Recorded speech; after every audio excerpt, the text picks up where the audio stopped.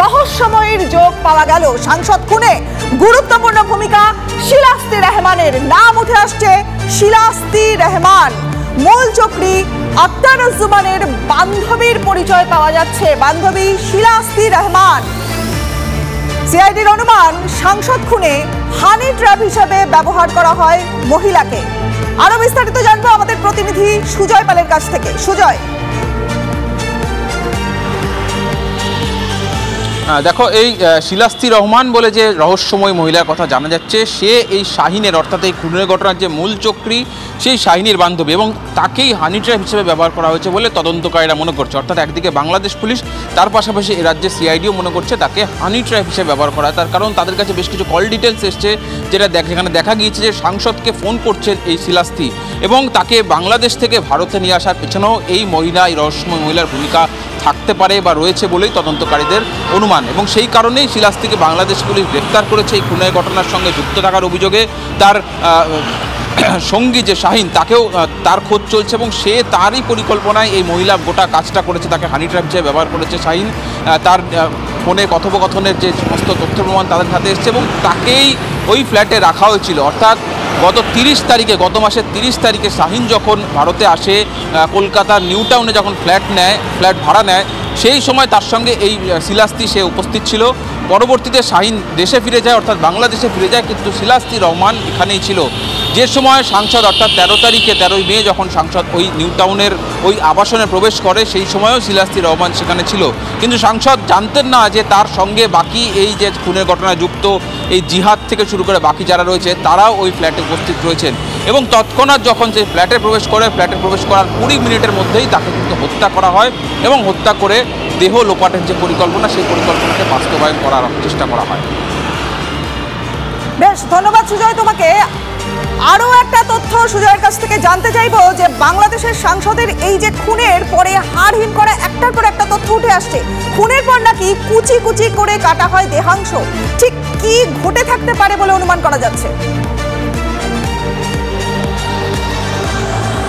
দেখো, কসাই যাকে গ্রেফতার করা হয়েছে জিহাদ, সে সিআইডিকে তার যে বয়ান দিয়েছে, সে সিআইডিকে পুরো গোটা ঘটনার বিবরণ দিয়েছে, যে কখন কিভাবে হত্যা করা হয় এবং কিভাবে করে।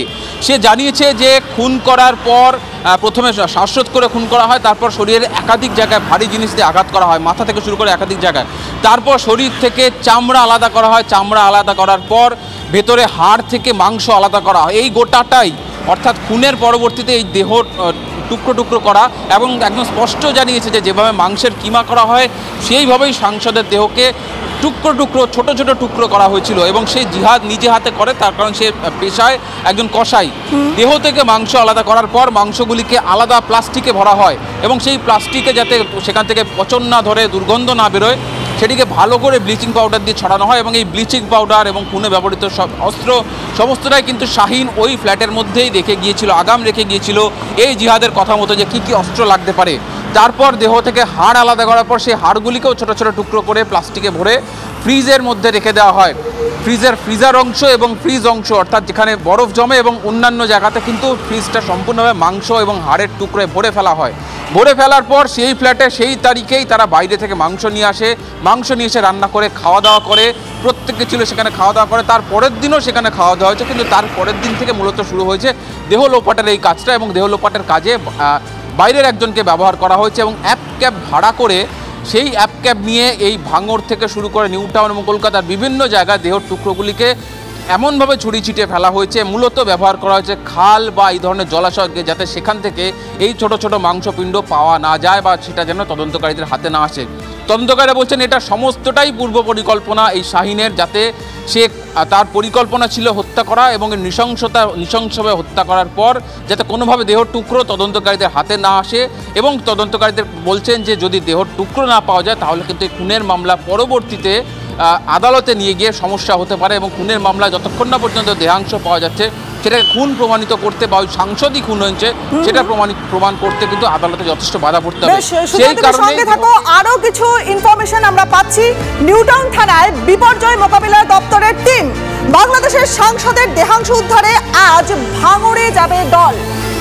আমাদের প্রতিনিধি রঞ্জিত ধর রয়েছে আমাদের সঙ্গে, বিস্তারিত জানবো রঞ্জিতের কাছ থেকে। রঞ্জিত,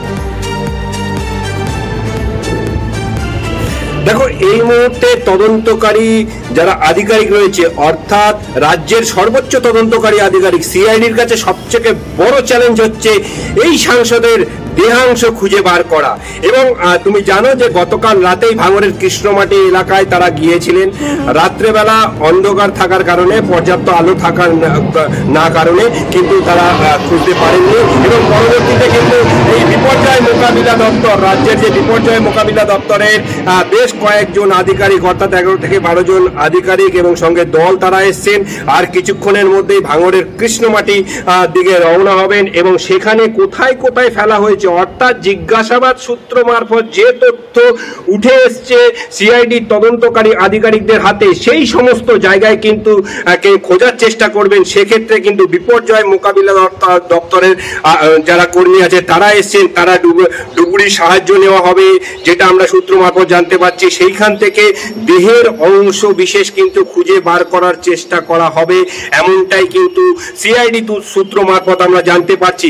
সম্প্রতিকালে এই ধরনের নৃশংস খুনের ঘটনা আমরা কিন্তু চোখ লক্ষ্য করিনি, আমরা কিন্তু খবর করিনি।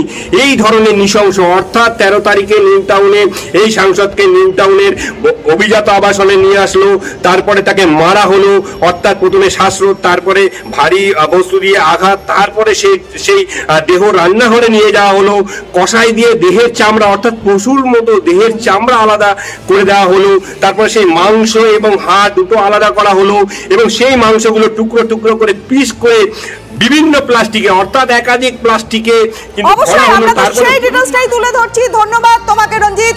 একটু পরে এক্ষুনি যে খবর আমাদের সামনে আসছে সেটা হলো মুম্বাই থেকে যে ধৃতকে ধরে আনা হয়েছে, জিহাদ, যাকে কসাই বলে মনে করা হচ্ছে, তাকে বারাসাত আদালতে তোলা হচ্ছে। দেখুন সেই এক্সক্লুসিভ ছবি।